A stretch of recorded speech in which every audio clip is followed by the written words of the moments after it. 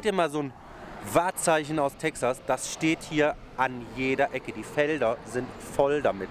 Das ist eine Tiefenförderpumpe, damit holen die das Erdöl aus der Erde. Die arbeitet den ganzen Tag. Ist auch wieder so eine Kopfnickermaschine. Nur langsamer. Die macht halt so.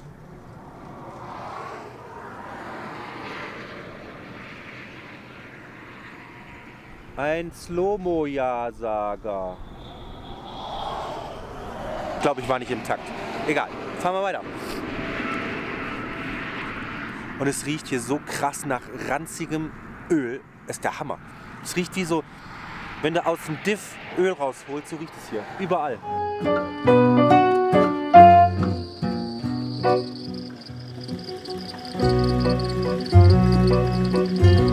Guckt euch die ganzen coolen Blumen an. Es wird wärmer. Wir sind auf dem richtigen Weg.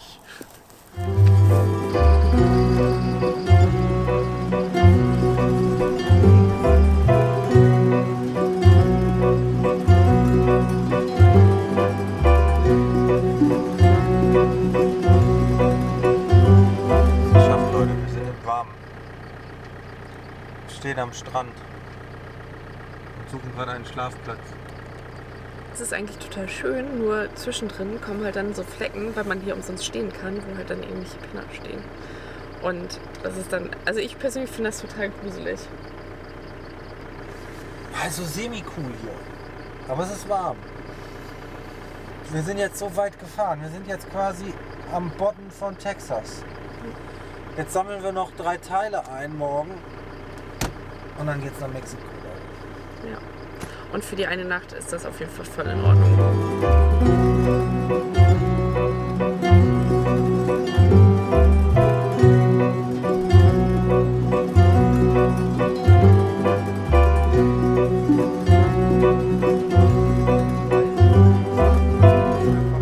Sag's Leute, ich habe in meinem Leben noch nie so einen hellen Mond gesehen. Das Lagerfeuer brennt, Caro macht gerade drin was zu essen und ich mache unser neues Video für diese Woche. Wir werden morgen geht's endlich los, wir werden morgen unsere Teile einsammeln und alles, was wir noch so brauchen für Mexiko, und dann geht's rüber nach Mexiko, weil wir haben ja dadurch, dass wir ja letztes Jahr schon mal da waren und die Erfahrung gemacht haben, dass es doch einige Dinge einfach nicht gibt. Und jetzt werden wir uns hier alles, was wir so brauchen, so Gaskartuschen, also ein Kram, das werden wir morgen alles besorgen. Dann bekommen wir noch ein schönes Paket von Frontrunner, damit Willi auch mal wieder hier ein bisschen beleuchtet werden kann und ich nicht hier im Dunkeln stehen muss. Ich bin ja hier nur vom Lagerfeuer, das gerade ein bisschen raucht. Da brennen einem die Augen, damit man hier wieder was sieht. Und dann geht's rüber nach Mexiko. Tage in Texas, USA, Nordamerika sind gezählt, sind wirklich gezählt. Und wir sind endlich wieder auf Kurs, ungefähr mit einem Jahrversatz. Passiert halt, leider, aber was will man machen? Und Leute, ich glaube, es wird spannend. Also wir essen jetzt was. Sweetie, was gibt's denn zum Abendessen? Hört uns gar nicht. Was gibt's denn zum Abendessen? Oh, da geht direkt das Licht. Wir haben ja ein Mückenproblem. Natürlich ist das jetzt es ist videotechnisch sehr geil. Sehr geil. Ja, so ist besser. Schöne Jacke hast du da an. Dankeschön. Das ist nämlich meine. Was gibt's denn heute? Wraps. Wraps! Ja, it's Wrap time. Fehlt die Lichterkette, weil wir mussten eben umparken. So ist doch schon viel besser. So, hallo nochmal. Jetzt sehen wir uns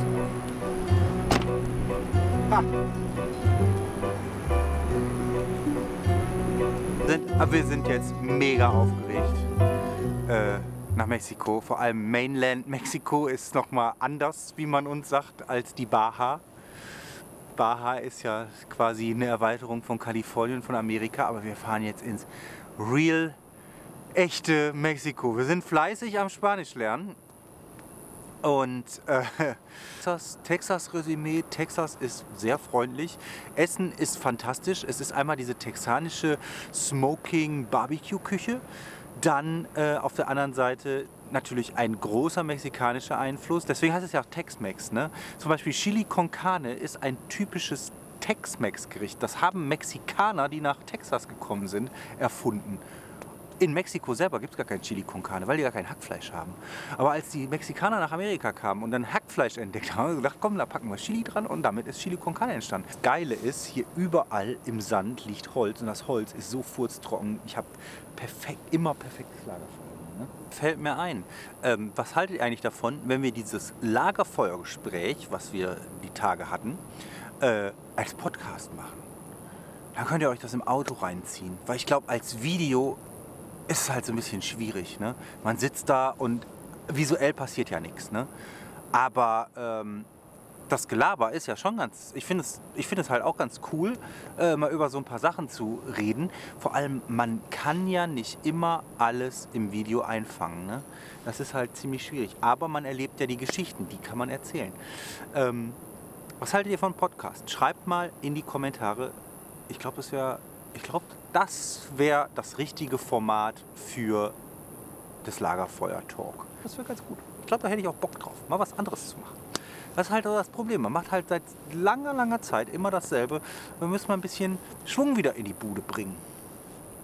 Ja, schreibt in die Kommentare.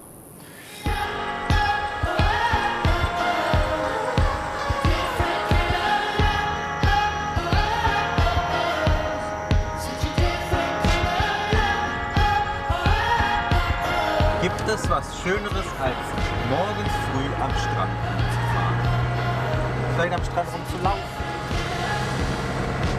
Nee, das glaube ich nicht.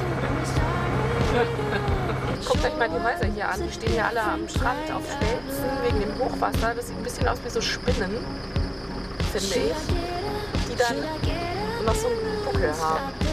Also, ich finde, das sieht total witzig aus.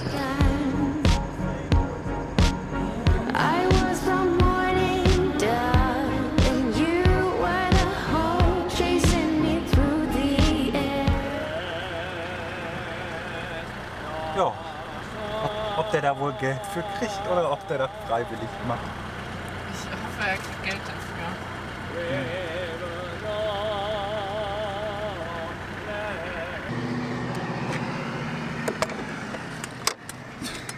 So Leute, alter Schwede.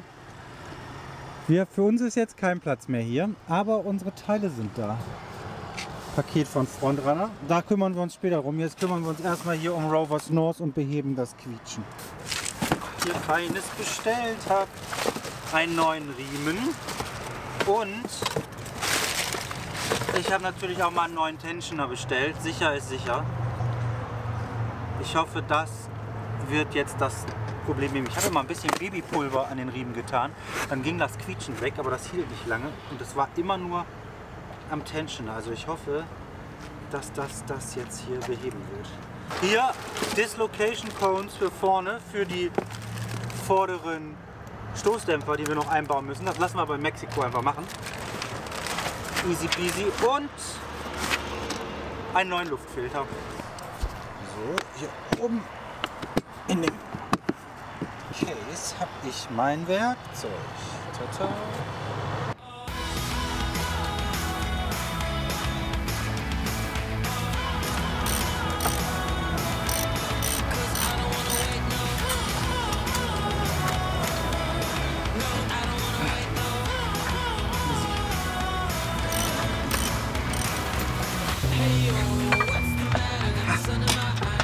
So, hier ist der Übeltäter. So, hier ist der neue. Guck mal, hier ist auch gar keine Dichtung mehr drin in dem alten.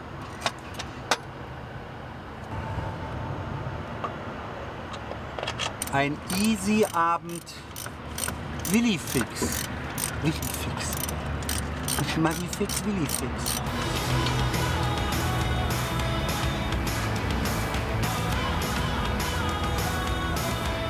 Hört es und es hat ein bisschen Spiel. Start mal den Motor. Willst du noch den Airfilter shaken? Den mache ich danach. Mach mal. Ist der Welt denn der neue schon dran? Nee, den alte. Ich will nur mal gucken, ob das einfach schon.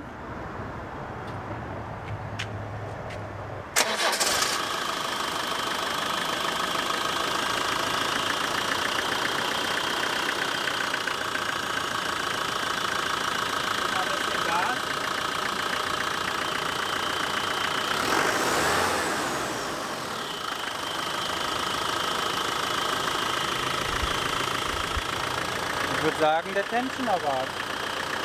Das hört sich gut an. So, das haben wir nämlich noch nicht gemacht, weil wir auch irgendwie nicht dran gedacht haben und dann auf einmal war es wieder, ja, kennt das ja. Wir haben hier gerade von einem vom Parkplatz Musik geschenkt bekommen. Also checkt's mal aus. Das einzige Problem, wir haben keinen CD-Player. Ja, aber wir werden es uns anhören. Es ist ganz bezaubernd, Ja. was man für Leute unterwegs trifft, Hier oder? in Texas. Wahnsinn, Wahnsinn. Der dritte Step ist Öl-Change, den Slip hier gerade vornimmt. Aber man sieht dich leider nicht. Sag mal was. Piep einmal. Ja.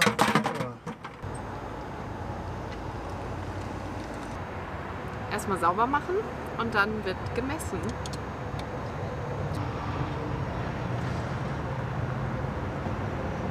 Ist noch im Low. Eine Gallone, also knapp 3. Eigentlich müsstest du beide fast reinpacken, dann müsstest du 7 Liter haben. So Leute, Öl gewechselt, Tensioner gewechselt, Alles gewechselt. Luftfilter gewechselt. Dann haben wir noch den Tipp bekommen, zum Big Bend National Park zu fahren. Das ist jetzt ungefähr 10 Stunden Fahrt Richtung Westen und das machen wir noch. Und von da können wir dann rüber nach Mexiko. Also, Ja. haut auf den Abonnieren-Button, haut auf den Like-Button. Der Weg lohnt sich. Bis zum nächsten Mal. Tschüss, gute Nacht.